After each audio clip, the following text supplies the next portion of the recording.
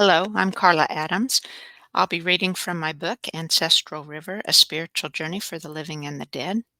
Chapter 2, Starting Over. I grabbed the phone.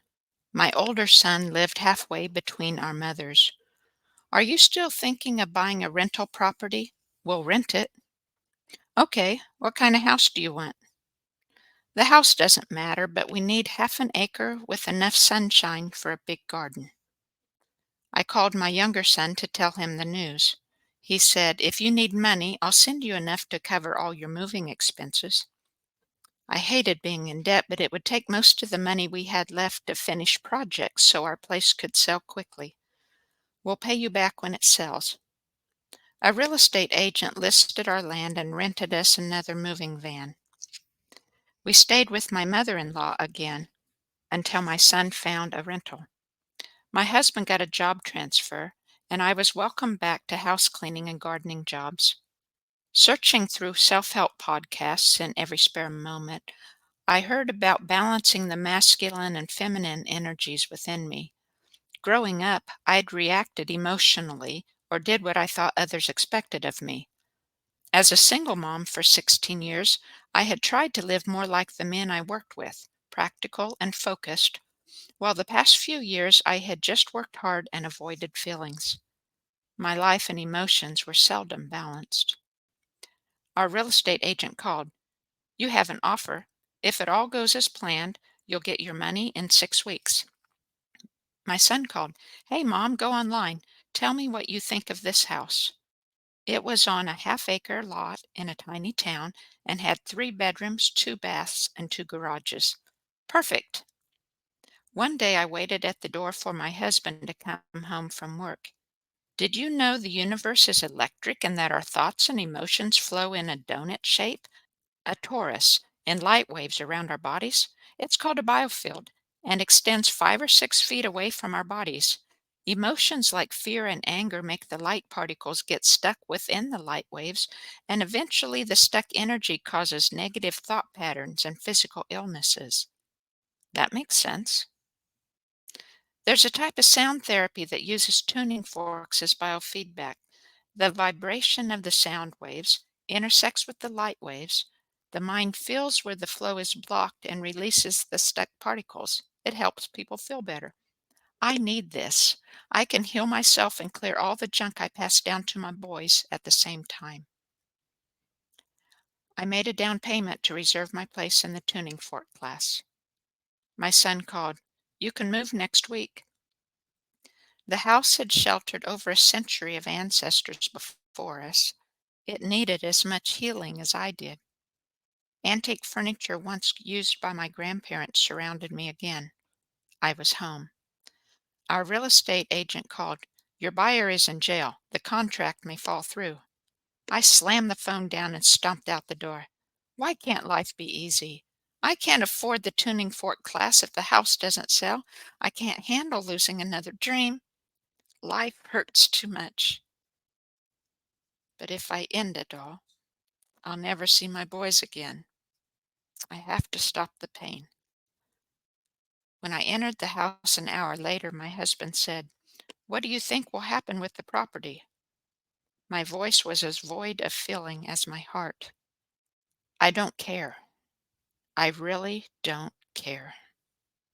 He looked me in the eye, then looked away. "I don't know where you found this person, but I never want to see her again."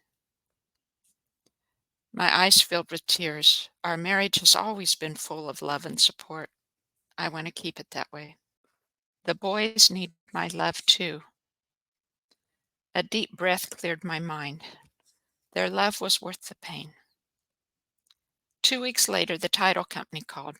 "The buyer is short a couple thousand, but I'm sending your check today. The real estate agents will have to wait for their commission."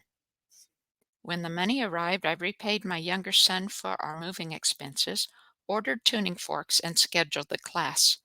I looked forward to filling my life with sound again. For much of my life, I had played piano and organ in church services and often strummed an acoustic guitar to accompany my singing. But during the past few years, I had not attended church or played music. When my tuning forks arrived, I practiced with them every day to fill my body and biofield with their vibration. I listened to recorded biofield sessions to begin clearing my old emotional patterns and read books about how energy flowed in our bodies. I learned about the emotions and thought patterns each energy center, called chakras, held. After I watched one online video, I said to my husband, "This program would really help us. It says our thoughts and intentions are really important, and that intentions held by a group of people have more power for change than just one person. They offer a Zoom group to meet with and lots of encouragement for 12 months. He wanted to spend the rest of our check wisely. Would you be able to continue your progress without it? If we made sure we took time to be the support group for each other." "I think so." He was working a job he didn't like and using days off to make repairs to our house.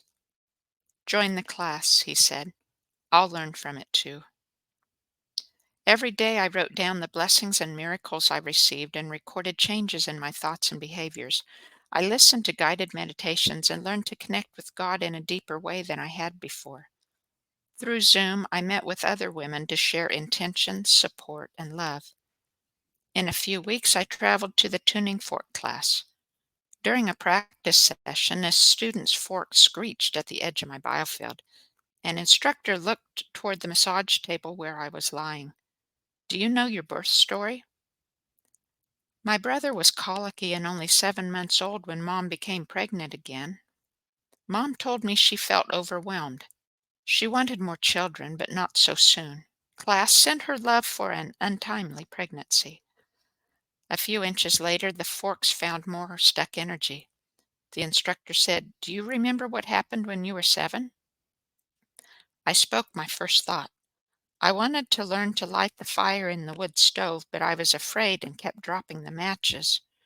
Wanting to please Dad, I decided I would hold on to the next match no matter what. Dad turned away for a few seconds. My thumb was black. Soon the student was stuck in another pocket of energy. The instructor said, "Now you're 10." I hated myself and my body. I felt ugly and fat.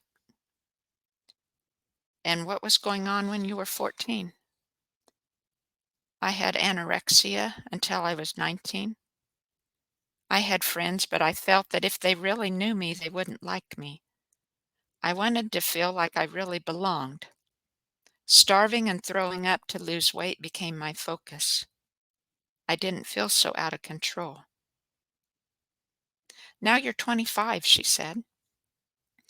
"My husband was a drug addict and alcoholic. Life was scary. Class sent her love for an abusive marriage.